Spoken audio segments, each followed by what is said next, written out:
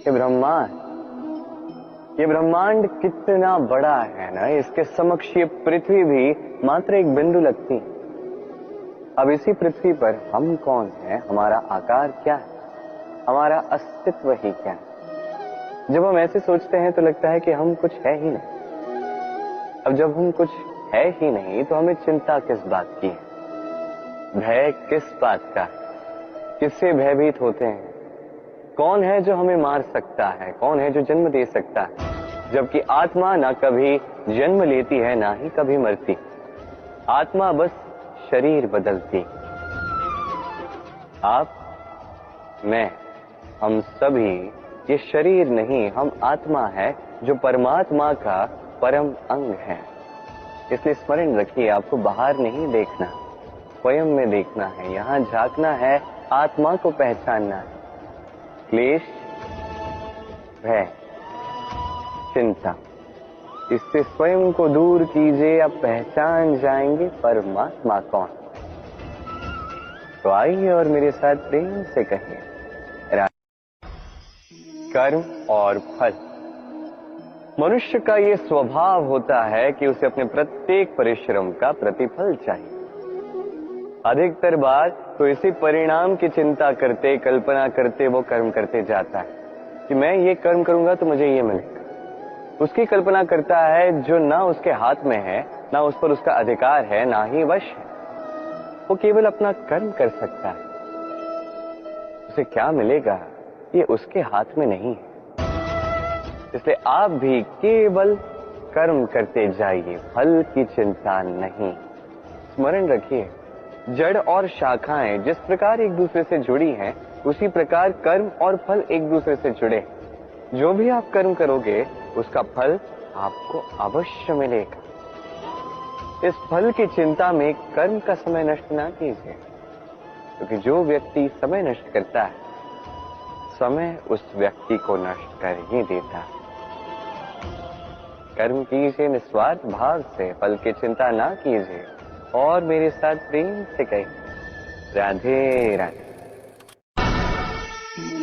कर्म और फल देखा जाए तो ये समस्त ब्रह्मांड इन्हीं दोनों के मध्य में स्थित है। मनुष्य कर्म करता है अच्छा फल पाने के लिए, और अच्छा फल पाने की चाह में कई बार वो ये भूल ही जाता है कि ये कर्म वो कर क्या रहा है। मैंने कहा था कर्म करो, फल की चिंता नहीं, किंतु ये कर्म क्या कर रहे हो इसके विषय में सोचना भी आवश्यक है। अन्यथा कई बार हम ऐसे कर्म करते जाते हैं जो ना चाहते हुए भी विष बन जाते हैं। जो हुआ दुशासन के साथ, दुर्योधन के साथ, गुरु द्रोण के साथ। एक की मंशा उचित नहीं थी, एक का विवेक उचित नहीं था, और एक ने जो पक्ष चुना वो पक्ष उचित नहीं था। और ये जो इनके साथ हुआ, आपके, मेरे, हम सबके साथ हो सकता है। मैंने कहा था कर्म कीजिए, फल की चिंता मत कीजिए, किंतु इस कर्म के विषय में विचरण करना भी उतना ही आवश्यक है। देखिए, कर्म करने की उचित प्रक्रिया यही है कि फल की चिंता ना करो, किंतु यदि आपका कर्म शुभ हो तो इसका फल भी नियति आपको ही तो देगी। सदैव कर्म करते समय ये सोचिए कि आपका ये कर्म इस संसार को, इस समाज को, आपके परिवार को, आपके आसपास के लोगों को किस दिशा में ले जाएगा। यदि ये सबके लिए हितकारी तो कर्म करते जाए, और हाँ, निश्चित रूप से फल की चिंता नहीं करनी है।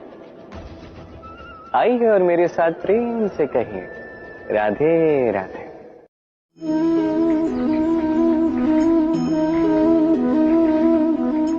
ये मटकी देख रहे हैं आप, इसमें जल रखा जाता है। जल जो शुद्ध रहता है, शीतल रहता है, जल जो प्यास बुझाता है। पर सोचिए, यदि इस मटकी की माटी ठीक ना हो, यदि इसे भली प्रकार रौंदा ना गया, आकार देकर इसे अग्नि पर ठीक से पकाया ना गया हो, तो क्या होगा।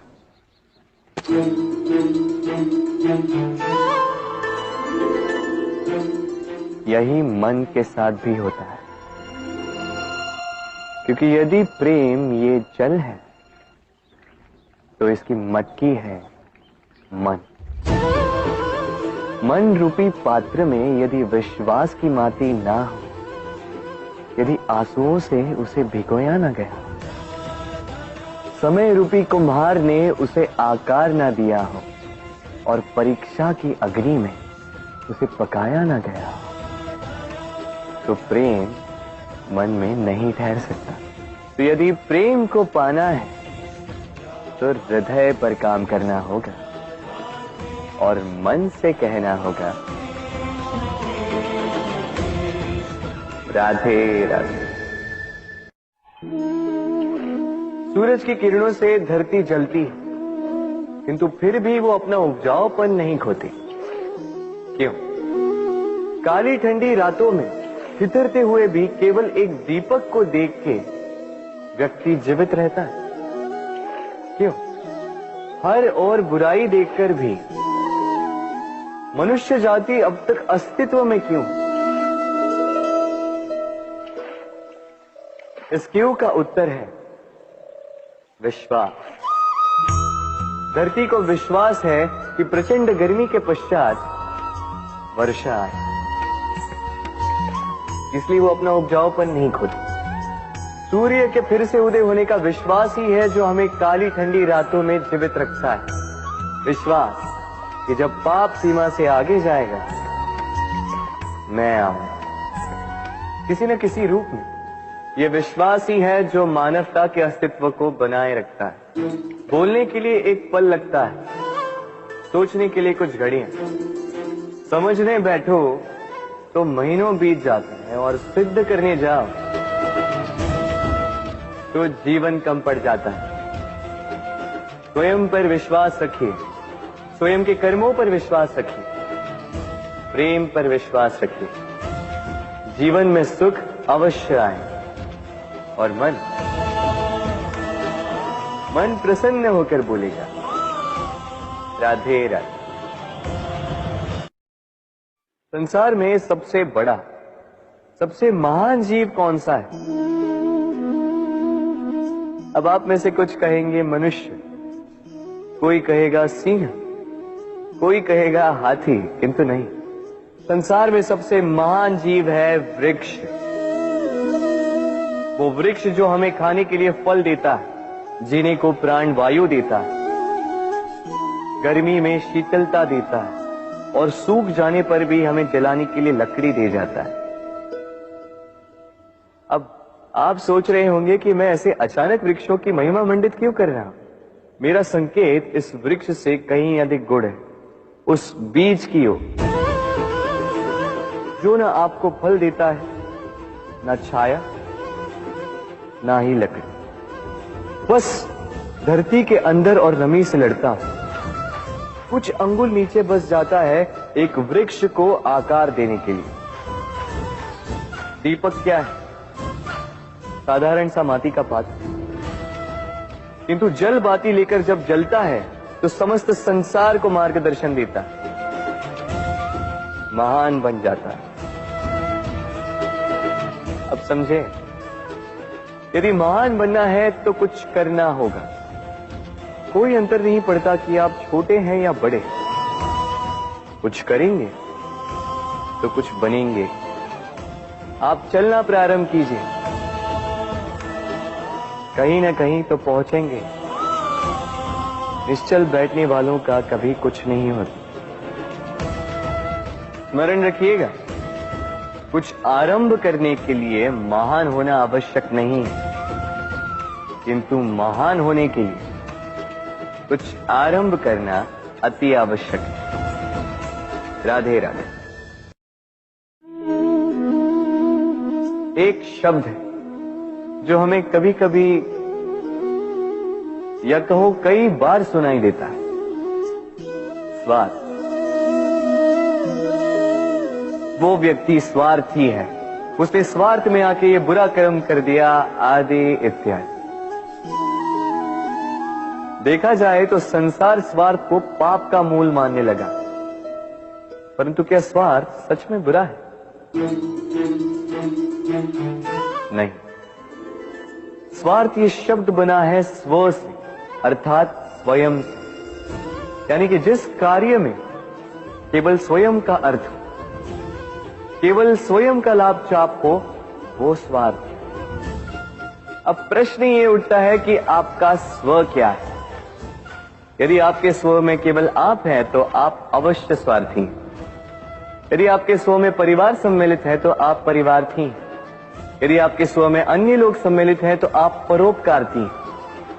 और यदि आपके स्व में ये संसार सम्मिलित है तो आप परमार्थी हैं। तो अपने स्वार्थ से दूर ना जाएं, उसका विस्तार करें। अपने अस्तित्व का विस्तार करोगे तो ये स्वार्थ स्वयं ही परमार्थ में बदल जाएगा। राधे राधे। हम सबको कभी न कभी तो क्रोध आता ही और आएगा भी। मनुष्य, इन्हीं भावों से हम जुड़े हैं। किंतु ये क्रोध क्यों आता है? कभी सोचा है आप?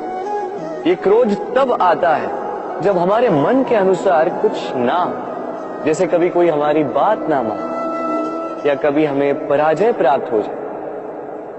किंतु इन सारी परिस्थितियों में आधार एक ही है कि कहीं न कहीं, किसी न किसी स्थान पे हम दुर्बल हैं। क्रोध जन्म लेता है हमारी दुर्बलता से और फिर वो हमारी सबसे बड़ी दुर्बलता बन जाता है। यदि क्रोध को वश में न रखा जाए तो भ्रम जन्म लेता है।